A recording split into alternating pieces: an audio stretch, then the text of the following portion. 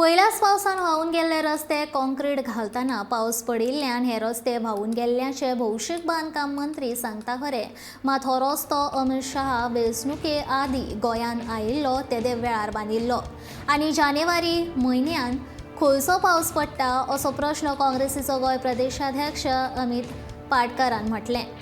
तशेंच पणजी ते मिरामार मेरेन जाल्ल्या रस्त्याचे अवतिकाये खातीर आमदार बाबुशान पणजेकारांची माफी मागिल्ली, मात हो रस्तो हालींच दुरुस्त करून लेगीत व्हावून गेल्ले खातीर लेगीत पाटकरान भौशीक बांदकाम मंत्री तशेंच पणजी आमदारांचेर फोग काडलो।